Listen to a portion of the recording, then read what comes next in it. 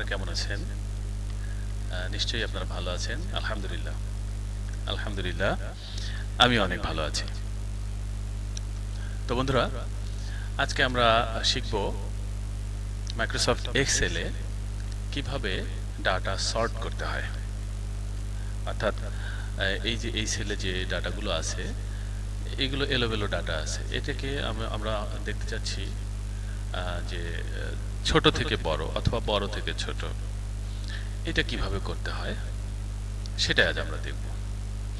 তো যে সেলটাকে আমরা আসুন দেখুন, আমরা দেখে নিই কিভাবে আমরা ডাটা সর্ট করতে পারি।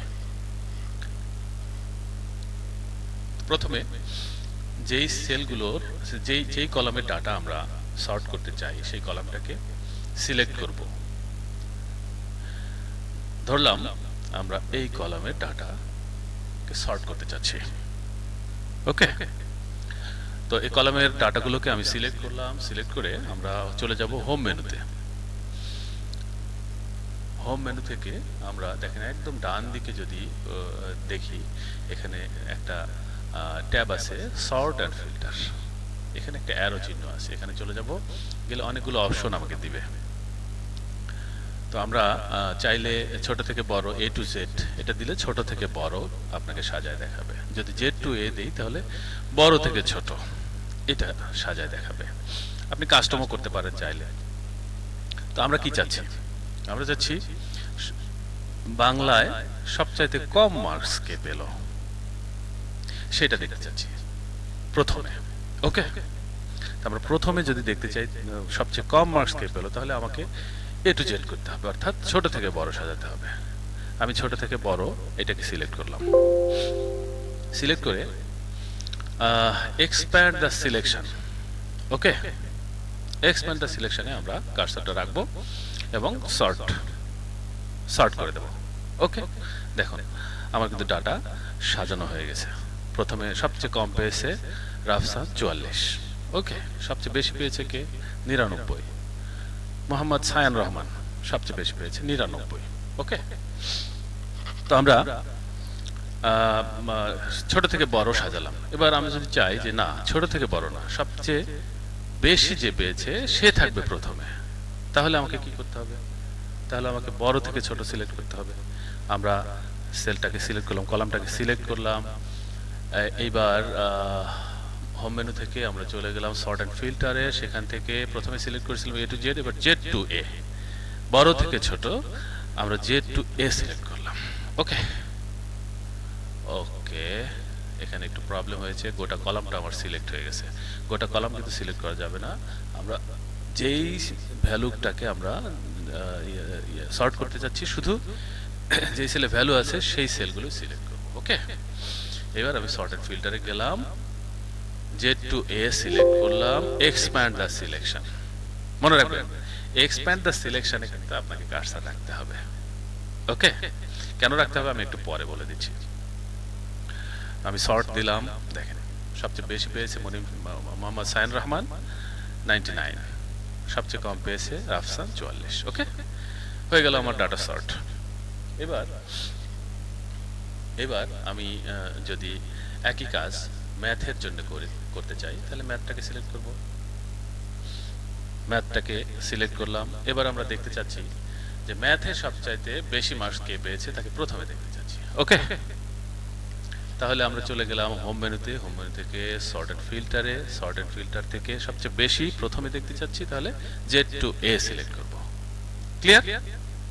ওকে, জেড টু এ সিলেক্ট করলাম। এক্সপ্যান্ড দ্য সিলেকশনে কার্সরটা ক্লিক করলাম, সর্টে ক্লিক করলাম। দেখেন 100 সবচেয়ে বেশি, 100 মার্কস পেয়েছে স্বপ্নিল, তারপরে রাফসানও পেয়েছে 100, শফিকুজ্জামান পেয়েছে 99। দেখি সবচেয়ে কম কে পেল? 81, সবচেয়ে কম মার্কস হলো 81, সেটা পেয়েছে আকাশ। এবার দেখেন আমি যদি আন্ডু করি 97 মার্কস ছিল কার? মোহাম্মদ সায়ান রহমানের। সে আবার বাংলায় কিন্তু 99, ইংলিশে 95। ওকে, এটা মনে রাখেন। মোহাম্মদ সায়ান রহমান বাংলায় 99, ইংলিশে 95, ম্যাথে 97। ওকে, আমরা যখন সর্ট করলাম মুনিম মোহাম্মদ সাইন রহমানের ডাটা কি মোহাম্মদ সাইন রহমানের সাথে থাকলো নাকি শুধুমাত্র এই ডাটাগুলো নিজেকেই সর্ট করলো? আমরা কিন্তু চাচ্ছি যে ডাটাগুলো সর্ট হবে, সাথে সাথে প্যারালালি যার ডাটা যে পেয়েছে, এই মার্কসটা যে পেয়েছে তার নামও এই ডাটার সাথে সাথে চেঞ্জ হয়ে যাবে। আমরা সেটাই কিন্তু করছি। তাহলে দেখেন আমি রেডু করি। মোহাম্মদ সাইন রহমান, এইটা দেখেন সে বাংলায় 99 ছিল, 99 আছে, ইংলিশে 95 ছিল, আছে ম্যাথে 97। ওকে, তার মানে ডাটা কিন্তু নামের সাথে সাথে চেঞ্জ হচ্ছে। আপনি একটা সেলের ডাটা আপনি সর্ট করতেছেন, কিন্তু আপনি যদি ওই যে আমি যেটা বলেছিলাম যে এক্সপ্যান্ডে অবশ্যই এক্সপ্যান্ড সিলেকশানে রাখবেন কার্সারটা। কেন?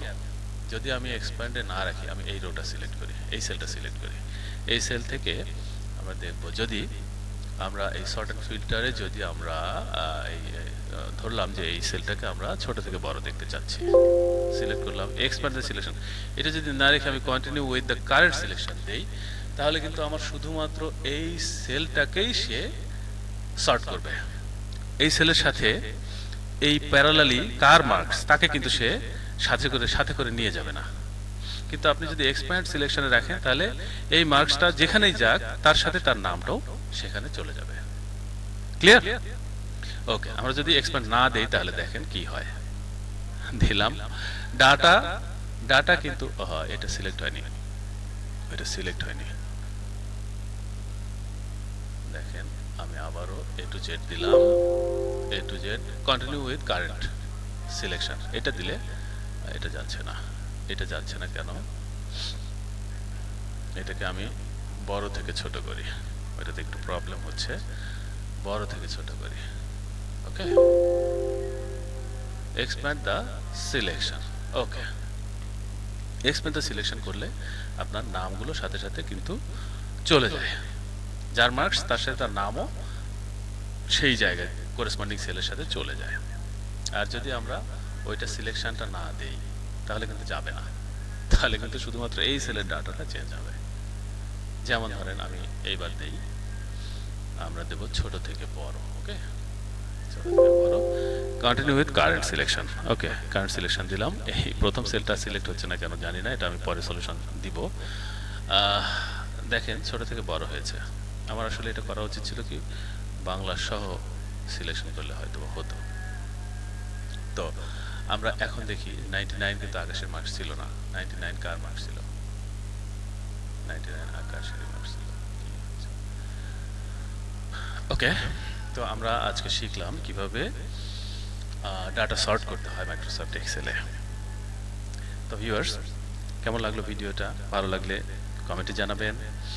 আর আজকে এ পর্যন্তই, আগামী কোনো ভিডিওতে আবার দেখা হবে, নতুন কোনো ভিডিওতে। টিল দেন, আল্লাহ হাফেজ।